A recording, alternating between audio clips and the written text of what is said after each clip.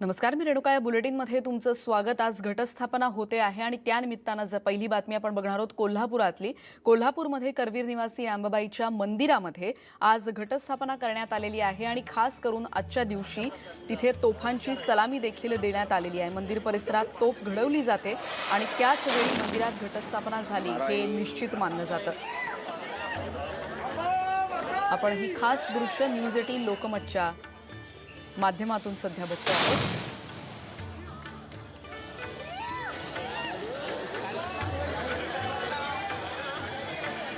राज्यभरातून देशभरातून इथे कोल्हापूरच्या अंबाबाईचं दर्शन घेण्यासाठी भाविक येत असतात आणि असं मानलं जातं की ज्यावेळी मंदिर परिसरात तोफ अशा रीतीनं घडवली जाते त्याच वेळी मंदिरात घटस्थापना झाली हे निश्चित होतं.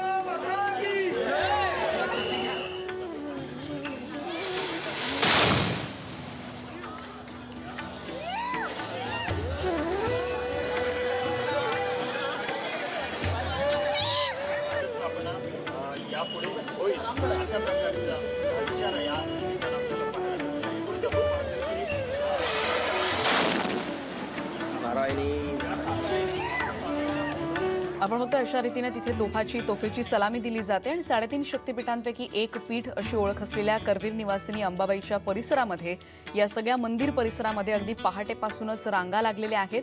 इथे शारदीय नवरात्रोत्सवाला खऱ्या अर्थानं सुरुवात झालेली आपण बघतो आहोत.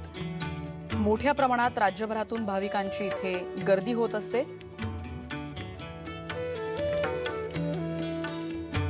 आज सालंकृत अलंकार पूजा देखील बांधली जाणार आहे. देवीच्या पहिल्या दिवशीची ही पूजा असेल जी दुपारी केली जाईल.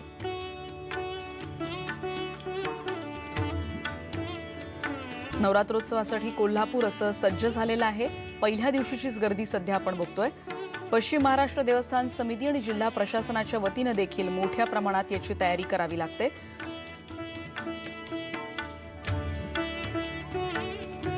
अंबाबाईच्या मंदिरामध्ये आदिशक्तीचा जागर सुरू झालेला आहे. शारदीय नवरात्रोत्सव जो आहे तो 3.5 शक्तिपीठापैकी एक पीठ अशी ओळख असलेल्या कोल्हापूरच्या अंबाबाई मंदिरामध्ये पारंपरिक पद्धतीने सुरू झालेला. आज पहाटेपासूनच भाविकांची गर्दी मंदिरामध्ये आपण पाहतोय.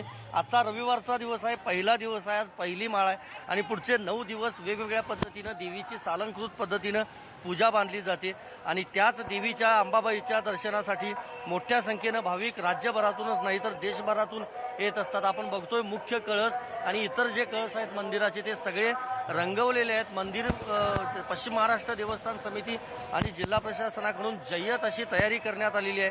कारण होणारी गर्दी लक्षात घेऊन महिला असतील किंवा लहान मुलं असतील यांच्यासाठी देखील काळजी घेतली जाते.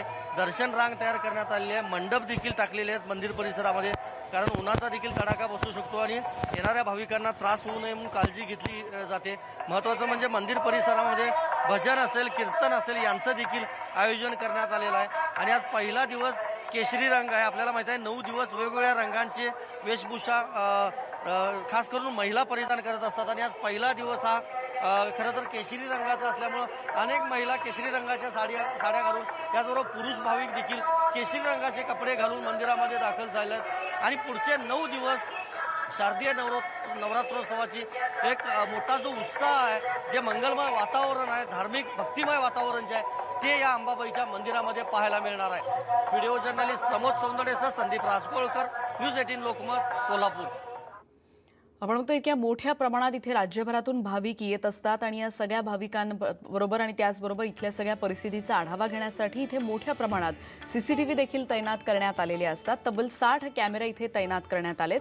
तिकडची नेमकी व्यवस्था कशी चालते हे देखील आता आपण या दृश्यांमध्ये बघतोय. इथे सीसीटीव्ही कंट्रोल रूमची ही सध्या दृश्य आपण बघतोय, ज्याचा आढावा घेतलाय आमचे कोल्हापूरचे प्रतिनिधी संदीप राजगोळकर यांनी. अंबाबाई मंदिरात भाविकांची होणारी गर्दी लक्षात घेऊन पश्चिम महाराष्ट्र देवस्थान समिती आणि पोलीस प्रशासनाकडून करडी नजर अशी असणार आहे संपूर्ण मंदिर परिसरावर. आणि मी सध्या आलेलो आहे सीसीटीव्ही नियंत्रण करणाऱ्या रूममध्ये. आपण जर पाहिलं तर जवळपास मंदिर आणि परिसरामध्ये एकूण 60 कॅमेरे आहेत आणि 60 कॅमेऱ्यांच्याद्वारे करडी अशी नजर ठेवली जाते सुरक्षेच्या दृष्टिकोनातून. आपण जर सगळ्यात त्या विंडोमध्ये पहिल्यांदा पाहिलं तर मुख्य गाभाऱ्यातली ती फ्रेम आहे ज्या ठिकाणी अंबाबाई आपल्याला दिसते.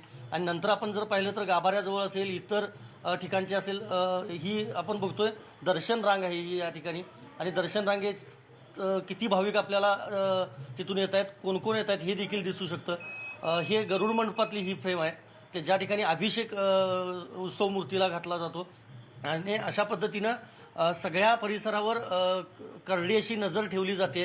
कुठल्याही दृष्टीनं दुर्घटना कुठलीही घडू नये किंवा अनुचित कुठलीही घटना घडू नये यासाठी खरं तर प्रयत्न केले जात आहेत. कारण लाखो भाविक देवीच्या दर्शनासाठी 9 दिवसांमध्ये येत असतात, आणि सुरक्षा नियंत्रक इथले आहेत CCTV हे सांभाळणारे.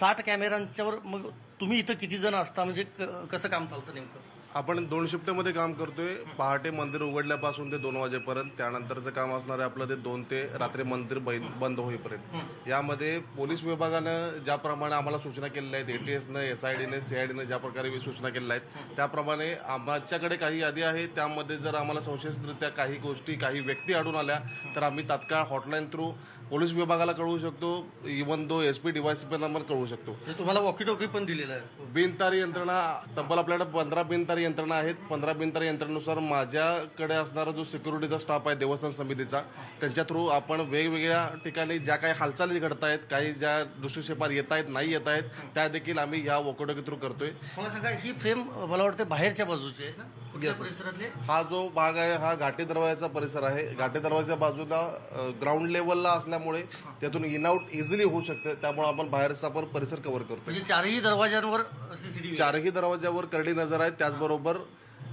ATSच्या नियमानुसार ज्या काही गोष्टी, म्हणजे कुठल्याही पिशवीमधून, बॅगेमधून कोणत्याही वस्तू आत येऊ नये त्यासाठी 4ही गेटला आपण 5 DFMD लावलेले आहेत. त्याचबरोबर प्रत्येक गेटवर HHMD आहे, आणि HHMD थ्रू प्रत्येक भाविकाला सुरक्षेच्या दृष्टिकोनातून तपासणी करूनच आत सोडलं जातं.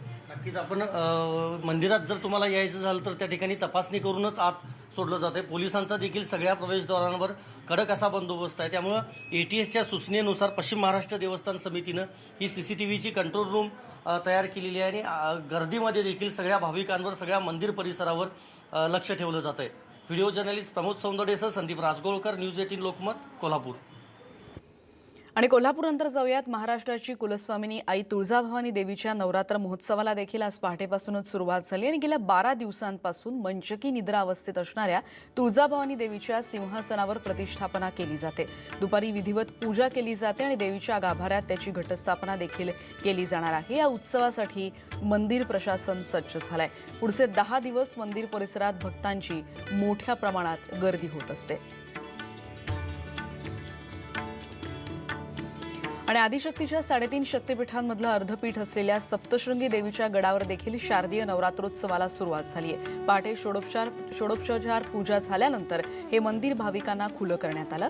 पहाटे देवीची काकड आरती, पंचामृत स्नान आणि अवभृत स्नानानंतर देवीला साजशृंगार करण्यात आला. देवीच्या नवरात्रोत्सव निमित्तानं राज्याच्या कानाकोपऱ्यातून इथे हजारो भाविक वणीला दर्शनासाठी येत असतात.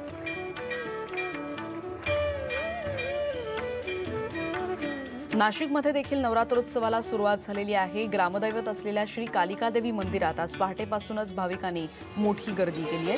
काकड आरतीला नाशिक आणि परिसरातील भाविक मोठ्या प्रमाणात दरवर्षी हजेरी लावत असतात. इथे जत्रा देखील भरत असते, आणि त्यामुळे आपल्या कुटुंबासह देवदर्शनाला येण्यासाठी इथे भाविक येत असतात. पुढचे 9 दिवस लाखो भाविक इथे येत असतात, आणि म्हणूनच पोलीस बंदोबस्त देखील इथे ठेवण्यात आलेला आहे.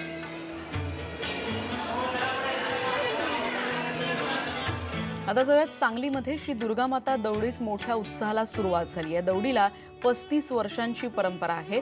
पहिल्या दिवशी हजारो धारकरी यात सहभागी झालेले आपण बघतोय. खुद्द भिडे गुरुजी देखील यात सहभागी झालेले होते. नवरात्र उत्सवात पुढचे 9 दिवस शहरातल्या विविध भागांमधून अशा रीतीनं दौड काढली जाते, आणि दसऱ्याच्या दिवशी या दौडीची सांगता होत असते.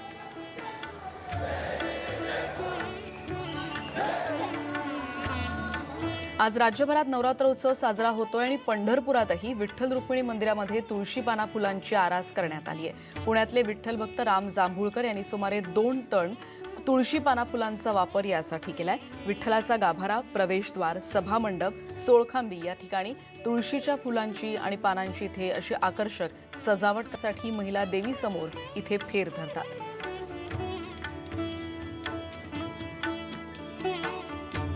नवरात्र उत्सव तर